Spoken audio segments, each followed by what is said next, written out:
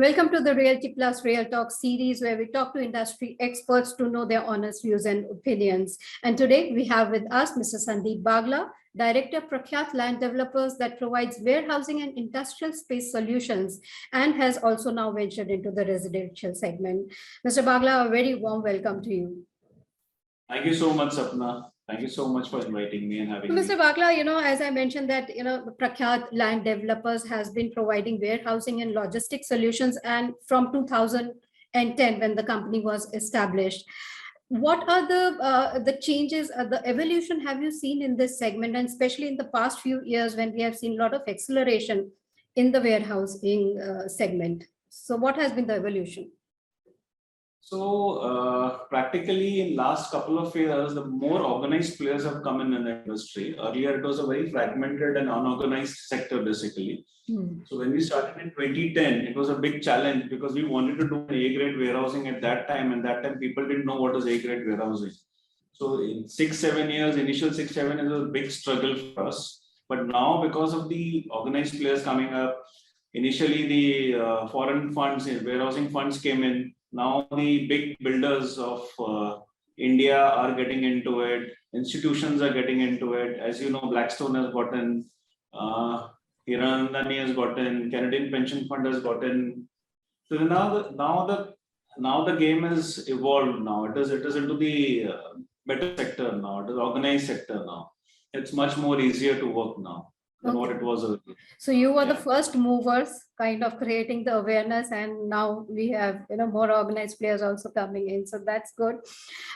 As you mentioned, organized players are coming in, foreign funds are coming in, and during the pandemic we have also seen new models of warehousing coming in, like multi-story warehousing, on-demand warehousing.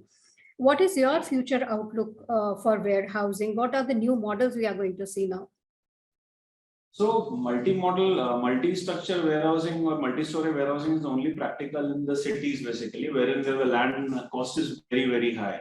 Right. So you have to go multi-story. But on the outskirts, you can go a little far and you can get cheaper land. So there it is not practical to have multi-story warehousing. Right. Then you always have a PEB shared, a single structure warehousing. Because India doesn't have dearth of land. India has ample land available on the outskirts. It's not like Singapore or Hong Kong where the land is leased to the government and the land is in shortage. Therein you have multi-story warehousing. But India, you will always see warehousing getting a little far from the city, but it will always be on the ground floor except for the cities. But the models that have changed is because of the e-commerce coming in. The models, definitely e-commerce requires large warehousing, because for e-commerce, their manufacturing and their processing and everything is a warehouse only. They don't have any other space. Right. So if you ask me, comparatively, erstwhile warehousing, the retailers or the manufacturing industry, they used to have 1 square feet, for example. E-commerce needs 2.5 square feet compared to them. So that's why the demand is huge, and the future is, e-commerce. And thanks or unfortunate, because of the COVID pandemic, people have started buying much more online. Right. That's why the food delivery now, the pre-COVID food delivery was hardly 1 or 2%. Now food delivery is also penetrated, and that also needs warehousing. That's again a new model of food hubs, basically. That's how the industry is evolving as and when we are moving ahead. Okay.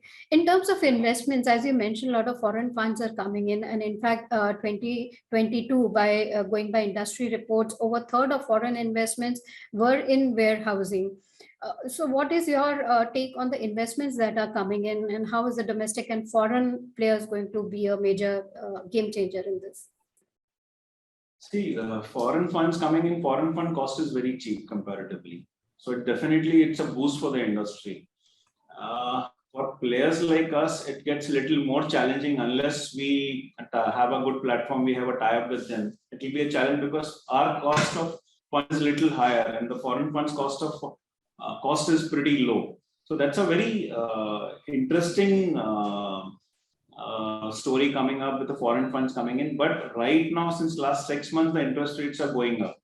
The construction cost, because of the COVID and the Russia-Ukraine war, the cost of construction has gone pretty high. So right now the margins have been squeezed. Right now the industry is going through a tough time. But this is a cycle for any industry. So it will also either the unorganized. So what I think right now is unorganized players will eventually have to leave the industry. Only the organized players will sustain. Okay, that's right. You mentioned about 2 points of rising costs in terms of the construction materials and also, squeezing margins. We do know warehousing, as you mentioned, with e-commerce and all that. The future looks bright. Outlook is great. But what are the challenges? What are the other challenges that this sector particularly faces? Can you get back? What are the challenges that this sector, the warehousing sector, faces? You mentioned about 2 points about the rising construction materials and the lessening of the profit margins for the providers. But what are the other challenges facing this sector, the warehousing sector? Although we have a bright future ahead. So we have 2 or 3, I can say, the biggest challenges for the warehousing sector is, one is the land acquisition. Land acquisition is getting tougher day by day. It's not that easy as it was earlier, because when the land rates were a little cheaper, lower, availability of land was much easier. But right now, because of the land becoming expensive and so much of awareness with the villagers, it has become very difficult to acquire land. That's the biggest challenge, the first challenge. The second challenge is the approval part. Every state government has a different approval process, and there are multiple approvals. For example, you need plan approval, you need pollution control approval, then you need EC environment approval, then you need building approvals, then you need fire approvals. That also takes a lot of a time. The warehousing industry has to churn out within 2 to 3 years, whatever the plan that you're envisaging on day one. Within 3 years you should churn it out, but because of this approval, land acquisition, it goes to 6-7 years, wherein again the margins are getting squeezed because of the time duration, and the money is blocked for that much time. So we need a single window from each state government. Whatever the permissions that you need, master plan, CTO, EC, fire, should get cleared in under one window. That's again the biggest. And third challenge is the road network, the traffic, that because the warehouses are on the outskirts of the city, from that particular part to city, there's huge traffic jams so that unless the road networks improve on the outskirts, the warehousing, it's a challenge for warehousing to grow at a good pace. Right. With Gati Shakti and multimodal logistic parks that government is proposing and coming up with.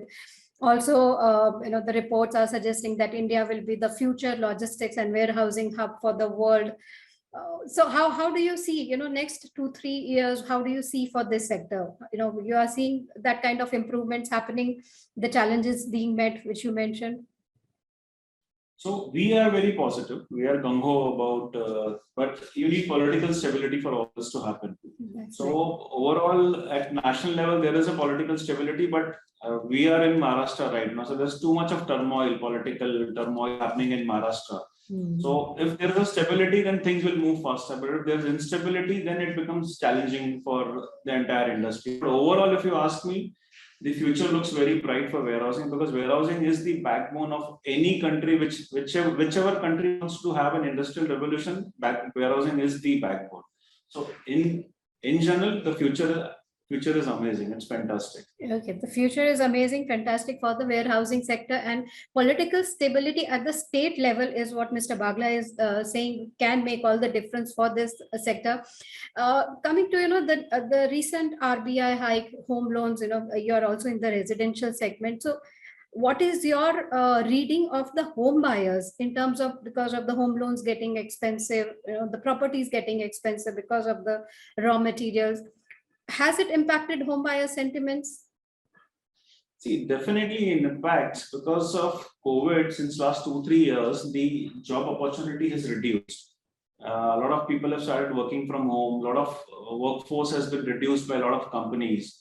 So when the interest rates were coming down and the state governments were giving subsidies, people were lapping on to buy houses. But right now, because of instability in jobs and the interest rates going high, definitely it is affecting, and it will affect the home buyers. Okay, so you feel the sentiment, the pent-up demand is there, but the sentiments are not so strong among home buyers because of the uncertainty of jobs mostly. uncertainty of jobs and the interest rate hiking, and everybody knows that there's another increase expected in repo rate in next 10-15 days. Okay. And even our overall global economy is going into recession. Europe is already into recession, and America is also expecting the recession very soon. Right. So all these factors, and the Russia-Ukraine war, it's like a never-ending war.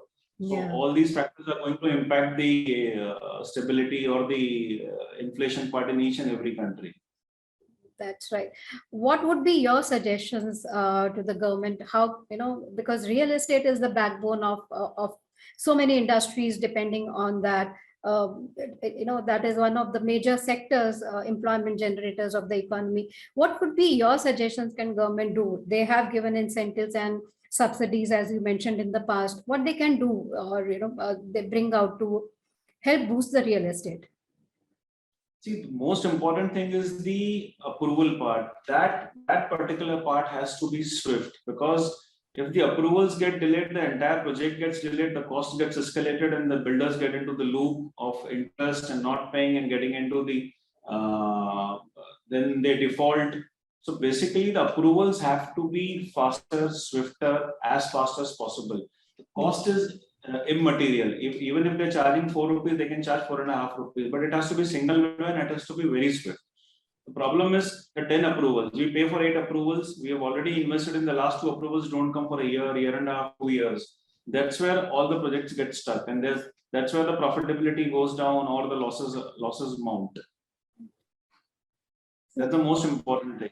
Okay, so that is what Mr. Bagla is doing. If developers need to make affordable housing, the approval process has to be streamlined. It has to take lesser time. It has to be faster, so that the construction can begin faster, and the developers can make profit margins, and of course the consumers can get homes faster. Mainly, rather than the timeline, they have to make it a single window process. If I'm applying, if they're giving, it has to be a single approval process for everything. It cannot be that you're giving me one approval, then second approval, second authority, third authority, and we get stuck, and we don't get we invest also, and we're not getting the permissions also at the end of the day, the final permission. It has to be a single window for everything, one to last. That's right. In fact, this has been a long-standing demand of the entire real estate industry, which they have been asking government to do. So let's hope we get this wish fulfilled. But coming to the Prakhhyat group, what is the future plans for the group? What are the expansion growth plans that you have envisaged? So we initially started with Mumbai region only, and we have now a good foothold in Mumbai region. We didn't want to expand to any other regions till the time we had stabilized ourselves in Mumbai region. So we have multiple projects here on the outskirts of Mumbai. Now we feel we have stabilized, so we are creating a team to go a little pan Maharashtra initially, pan Western region, not Maharashtra. Once we understand the geography of Western region, Western India, and we have some more footholds, then we intend to go pan India as well in future.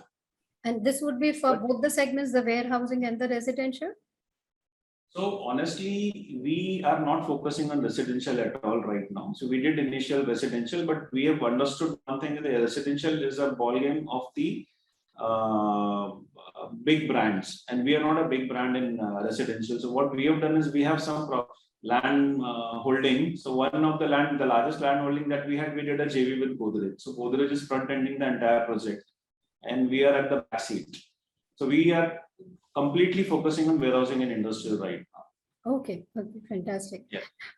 In terms of, as you mentioned that warehousing is your core business, what suggestions do you have for others who are now foraying in this industry? Lot has already happened. A lot of major improvements have already happened since you started in 2010. What are your suggestions or advice for people who are foraying in this segment? So my suggestion would always be to do A grade work, never compromise on the quality, because that is a short-term business, and don't do strata sale what everybody has been doing. First you arrange your complete cash flow, then you get into any of the business, any of the warehousing sectors. Without a cash flow, you will always get stuck. You'll have to compromise on your sales, compromise on your quality. So never do that, because warehousing is the future, and the specs or the grid will always going to improve as and when the years pass by, the more organized players are getting in, it's going to improve further. The quality is going to improve further. So don't compromise on that. Arrange first, be sure about your cash flow, then get into this business. That's right. It does involve a lot of cash to set up a huge warehousing. But in terms of technology advancements, because now occupiers want technology in warehousing. So is this where Prakhhyat has developed some kind of technological systems? How are you going about it? So basically, we are developers of warehousing. So we create real estate. So on our part, there is not much of technology that we can give an input. So the 3PLs or the lessees, who are occupying the properties, they have to have technology advancements. They have to have automation. It's not on our part. What we can do is we can go higher. So right now we create 12-meter buildings. It's a ground structure 12-meter building. We can go 13, 14, 15, 17, which will enable them to reduce their cost. But they do not have the technology to go beyond 12-meter as of now. Okay. So they need to have tie-ups with the larger technology guys to operate warehouses, the higher warehouses, basically. So is this also an area of improvement for this sector, in terms of optimization of spaces? Do you see that? Yeah, definitely. So a lot of people are intending to do that, but the problem is the cash situation, because India, as of now, also have a cheaper labor compared to other developed countries. So automation and labor costs right now is a mismatch. So people are not still very much positive about going into technology, into automation as much as they should, as they have gone in other nations, because labor is a little cheaper here in India compared. Till the time the labor cost does not increase, they would not 100% go for automation. That's right. Any other, looking at economy, you mentioned that we might have another RBI repo rate hike. So, and looking at how the global, socio-political scenario is playing out globally, what is your economic outlook for the country, for the real estate sector, and then the warehousing specifically? Before we let you go, we would like to know your views on that. See, right now, globally, there is a challenge because of recession coming across all over mainly because of the Russia-Ukraine war. There will be a huge recession in Europe. Europe already it has started. You must be knowing UK has 10% inflation, which never had more than 1% in last 40 years. Mm-hmm. Similarly, because the fuel prices, the energy prices have gone up, and this is right now only we are in the summers of Europe. Winter is yet to come. When the winter comes, the energy and fuel requirement would multiply. At that time, everybody would feel the heat, and that time people will know the real recession over there. And even there, the job cuts have happened. There's shortage of people on the government side. So this is going to be there for next. I believe this is going to be there. This cycle will take another 2-3 years for the recession to come down. So the next 3 years is very challenging globally, and that will definitely impact India. Though India has its own consumption, India and China will always be in a better state, better advantageous state, because they have their own consumption. They have their population who will consume. Right. But the global prices will definitely impact India, and India can also see the inflation rising. That's why the repo rates, RBI is increasing the rates. So whenever the interest rates increase, it is not good for any business, not only for real estate, any business. That's because true. The capital increases and the volume decreases. That's right.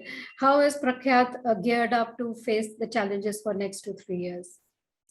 So we are also evolving. We are also anticipating this. So we are also changing our model, tweaking our model a little bit, so that we can also sustain for next 2-3 years. Okay. So we are also adding value to the warehouses that we build, because unless we add value, we cannot get higher prices. So we are also tweaking that model to get value additions. That's right. I think the two key takeaways from what Mr. Bagla just mentioned is always do the quality work. The quality is very important in this segment, and also in terms of giving value for money to the occupiers is something which will help you keep afloat in the challenging times, and I think to prosper beyond that. So, Mr. Bagla, any last words for the industry that you would like to share before we close this conversation? So warehousing and industrial industry is the future of the nation. So if you're serious about this, be in this industry. This is the best industry to be in for the next 10 years. Okay, fantastic. So for next 10 years, warehousing is the segment that is, Mr. Bagla is saying that is the future of real estate. Thank you so much, Mr. Sandeep Bagla, for being here with us, sharing your views and opinions, not only on the Indian real estate sector, but also how things are evolving, developing, and how Indian economy and real estate is going to be in the next few years. But yes, as Mr. Bagla rightly said, the future looks bright, and India is still very, much better positioned than many other global economies. So on that positive note, thank you, Mr. Bagla, for being here with us with Realty Plus. Thank you so much. Thank you so much. Thank you so much, Sapna, for having me. Thanks. Thank you. Thank you.